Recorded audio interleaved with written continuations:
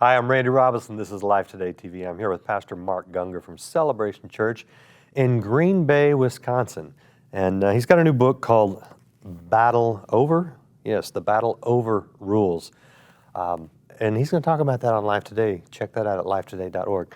But for this particular interview, you're fortunate enough to be watching the bonus interviews where we can go out of the bounds a little bit. We're going to discuss the topic that was rejected for the broadcast show because it was just a little over the lines. And I've got a prop here.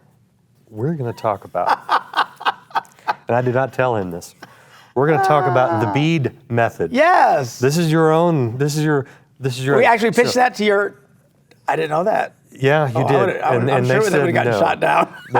They said, no, we're not going to discuss that. Yeah. So we are. Okay, good. So tell me, just what is, go ahead and let's pull this out. All right. So this has, now we're going to say the word sex, but that is as much as we're going to say, so don't have any heart attacks. This is not going to get very graphic, to say the least. In fact, we have a book that goes with it, but it's not here. You didn't steal that one, right? You just stole I guess this. not, Yeah. I don't know. But anyway, and I tell people, look, this is just about that sex is important. Okay. You know, and I tell people, look. In a marriage relationship. Yeah, exactly. And I tell people, look, it's not graphic. If you don't know how to have sex and you read that book, you still won't know how to have sex. It doesn't say anything about it, okay? This is just about making it about priority in marriage, all right? Okay. Now, here's the problem. In the beginning of a relationship, let me back it up a bit. In most relationships, you have one person who tends to be way more interested in sex than the other one. The guy. Usually the guy, but not always. Sometimes it's the other way around. I mean, it's quite stunning to watch. But in the beginning, it doesn't seem that way because the person who's not as interested has this artificial boost in interest because of just all the emotions and the endorphins and stuff like that. But after a while, things settle down. One stays very interested, and the other one is not quite as interested. So it really becomes about, when do we do this? Couples have this big debate about when and how. And I just tell people, look, it's really important that you stay sexually active. It's important for the marriage. I mean, that's what kind of. I always tell people, look, marriage fundamentally is a sexual contract. Now, women who are very spiritual, they don't like that, right. but it is. I mean, it's not. Explain that. When you say I do, it means I do you, you do me. We don't do anybody else. That's what the I do means. Okay. It is about sex. Okay. Paul wrote, this is the Bible now, the reason to get married, as far as he wrote, the only reason, although I'm sure there's always other reasons. His fundamental argument was, if you're not interested in sex, don't do it. Don't get married. It'll take away from your attention from serving Christ 100%, okay? But if he says, if you burn, which means if you have this big sexual desire, the only way to fix it is to get married. That was the purpose, for sexual fulfillment, all right? Now, there's other elements to it, but I'm just saying fundamentally, that was his argument, okay? So to say that marriage is fundamentally a sexual contract seems very odd, but it really is. It's always been about that. People say, no, brother, it's about being one in the spirit. And one of the most, you've probably heard, one of the most intimate things a man and woman can do is to pray together. Right. I don't think so. I can pray with anybody. I can only get naked with one, all right? So it is key. It is fundamental. So it needs to be taken care of. It needs to be dealt with. The question is how? How often? How do we communicate about this? And again, you got people with two different needs to this approach. So how do we communicate? I tell in the book, and I don't say this to insult men because I hate these people who are so insulting men with marriage stuff, always placating to the ladies. But anyway, I don't say this as an insult. But when it comes to sex, men are like 3-year-old toddlers that have to go potty. Now, have you ever dealt with a 3-year-old who tells you he has to go potty?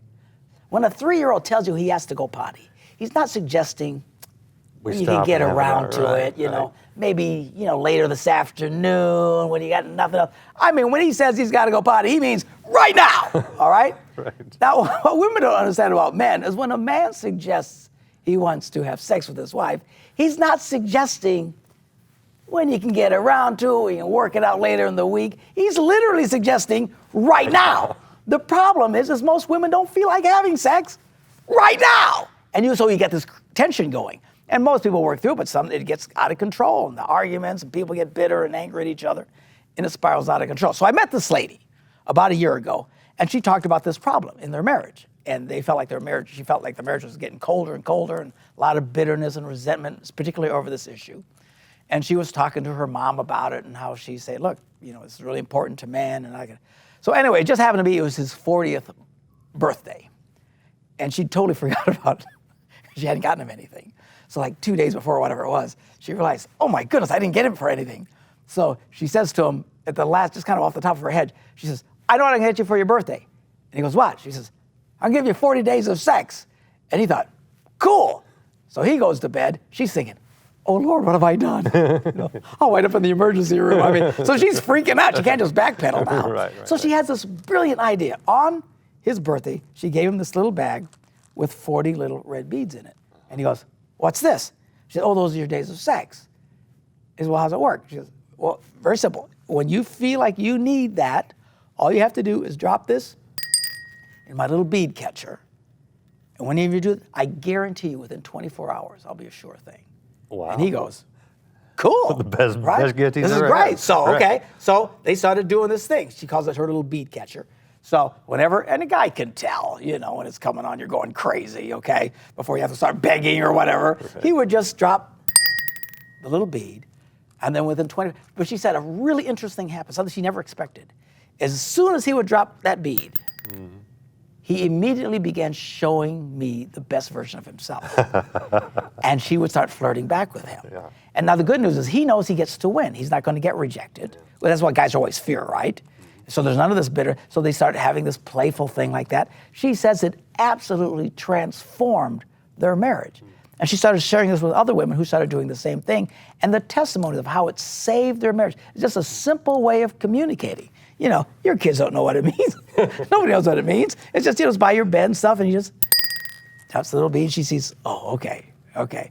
And then it's up to her now when, what the environment, whatever. It's totally on her ballpark. But now she knows this is an important thing. Yeah. And they start communicating about this thing. And all of a sudden it makes something that's can be a big fight, something that's fun. So we wrote this book together, and we have these little things called the Bead Method. It comes with a little bag. People say, well, why is there 40 of them?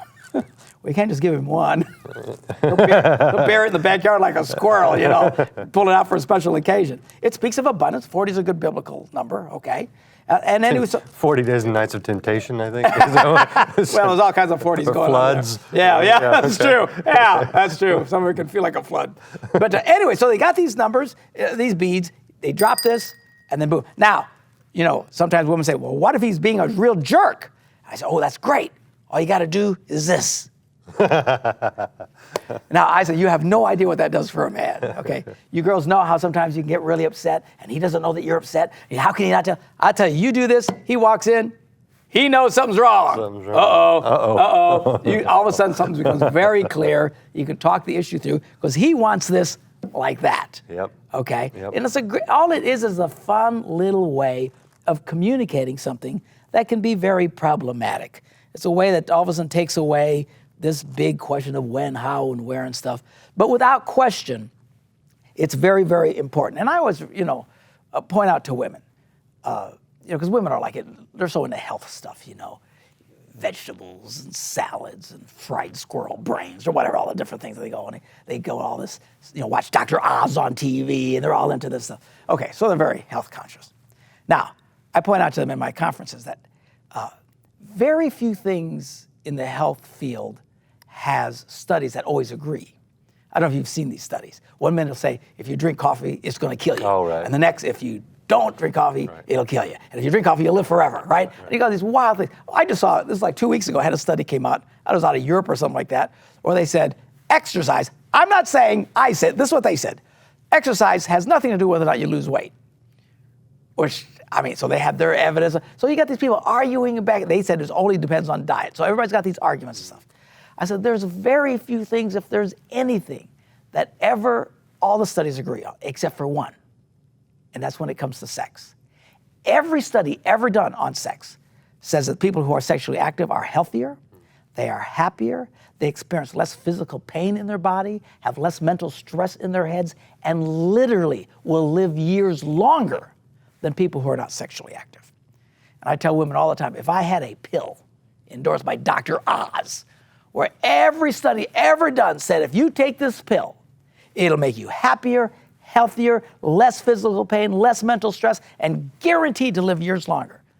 You know these chicks, they line up for hours of buying that stupid pill, okay? Sure. What I'm trying to say, you already have this in your life. Sex isn't this horrible burden or whatever. It's life-giving. It's always was intended to give life. In every study, again, every study on it shows those same exact results.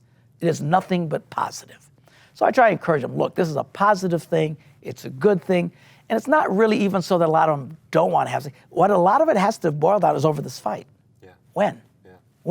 When? And all the misses. And people start getting mad at each other, and then they get in all kinds of nasty. And I, if couples don't be careful, they can get into a situation where the bitterness builds, and it just robs them. I don't know if you've seen this movie, Hope Springs. Have you seen this with Meryl Streep and Tommy Lee Jones? Yeah, it's kind of a chick flick. No. Women will like it. It's very depressing, but it's this really dark movie. You girls really need to rent this movie because there's going to be some of you if you don't change. It's really accurately done of a woman who has a husband who will never touch her. And it starts out and it's really dark, and you say, what's this problem? And, they're going to counseling, and finally it comes out that she had started it because I was always too busy and all this kind of stuff. Well, then he just gets bitter and angry, all right? So in the end, she's the one who loses anyway. She winds up married to a guy who doesn't ever want to touch her. It's really a depressing movie, but it's really accurate. Yeah. And I'm serious. You girls ought to rent this movie. You like Meryl Streep, rent this movie, because this is going to be them if they don't stop.